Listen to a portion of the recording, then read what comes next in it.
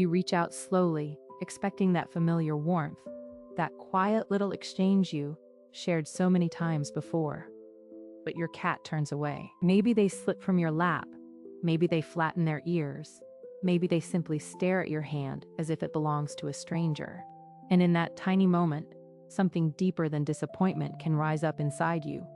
It can feel personal. It can feel personal. It can feel like rejection. But pause there, because what if that feeling is telling only half the story? For many people, a cat's affection is supposed to look like a soft purr, a long cuddle, a body that leans in and never leaves. But cats do not speak that language as humans do. They don't measure love by how long they are held or how often they are touched. Their world is built on something quieter, more ancient, and far more precise. Trust, timing, territory, and the invisible line between comfort and overload. A cat may love you deeply and still not want your hand on their back at that exact moment. They may choose your presence over your touch, your voice over your embrace, your shadow in the room over your fingers on their fur. That is not a failure of bond. Often, it is the bond itself, expressed in the language your cat feels safest using. And yet, it's easy to misunderstand. A cat that pulls away can trigger something tender in us. We wonder, did I do something wrong? Do they not feel close to me anymore? Am I asking for too much? But cats are not denying love when they set a boundary. Sometimes they are simply saying, not now, not there, not like that. That distinction changes ended. Because when we stop treating touch as proof of love, we begin to see something far more beautiful, affection as permission. A relationship built not on insistence, it's not on control, but on mutual safety. And once you understand that, the little moments start to speak differently. The twitch of a tail, the sideways step, the slow blink, the return to your side when they were ready. So if your cat has ever dodged your hand, stiffened in your arms, or seemed to accept affection only on their own terms, you are not alone. And your cat may be telling you something important. In a moment, we are going to uncover why they do this, what it really means, and how to recognize the difference between rejection and a request for trust. At first glance, a cat pulling away can look like a simple choice, almost a personal verdict. But cats do not speak in the language of human disappointment. They speak in thresholds, in angles, in pauses. What feels like rejection to us is often something far more subtle. A boundary being expressed before trust is broken. A cat, Nadi, is a living map of emotion. The tail that flicks once, the ears that turn slightly backward, the skin that tightens along the back, the eyes that narrow just a little too much. These are not random gestures. They are quiet sentences. And when we ignore them, even lovingly, we may be asking for closeness in a moment when the cat is asking for space. That is where confusion begins. Not because your cat does not care, but because care, for them, has rules that are not written in our human hearts. Some cats were touched too roughly before they ever met you. Some learned early that hands can appear without warning. Others may be carrying pain so private that even a gentle stroke along the wrong place feels like a threat. And then there are cats who simply need more control over their own bodies than we expect them to need. They are not being difficult.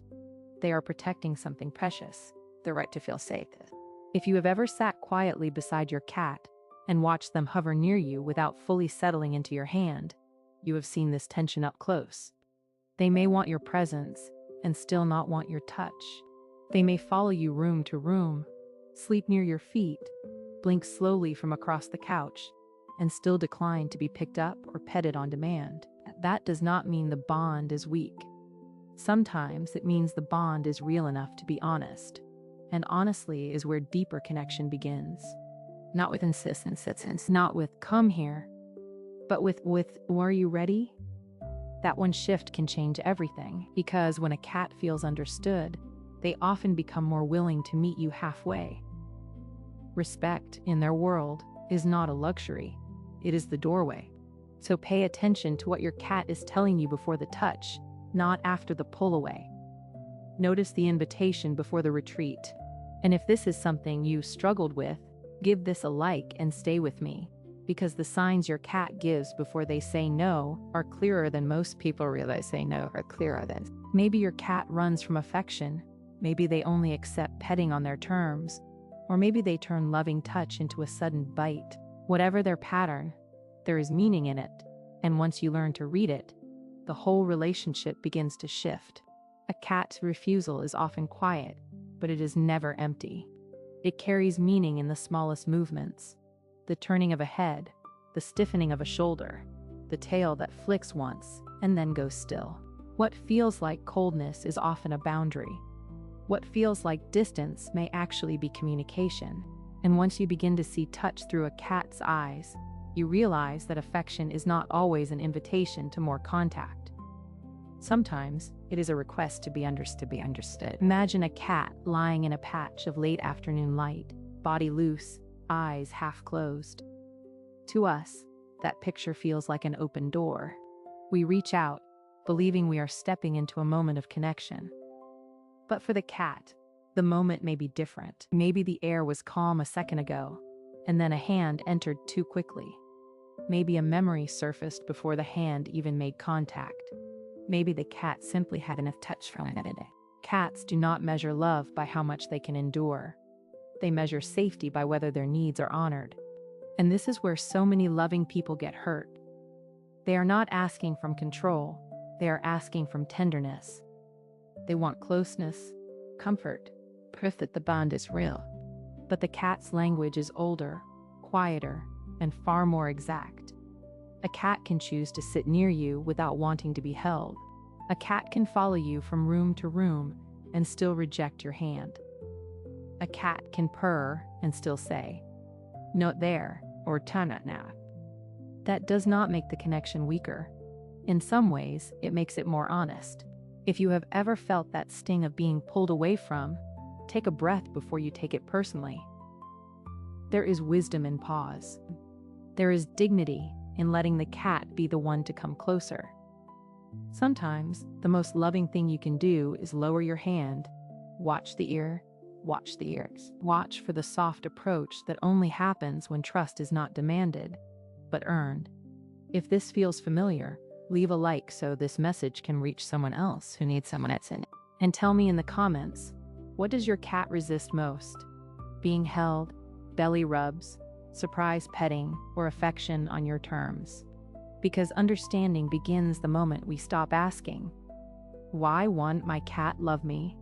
and start asking, "What is my cat trying to say?" The first breakthrough comes when you stop asking, "Why won't my cat love me the way I want?" and start asking, "What is my cat trying to tell me?" That small shift changes everything, because a cat who turns away from your hand is not always closing a door. Sometimes they are simply setting a boundary, and in the world of cats, boundaries are not insults. They are information.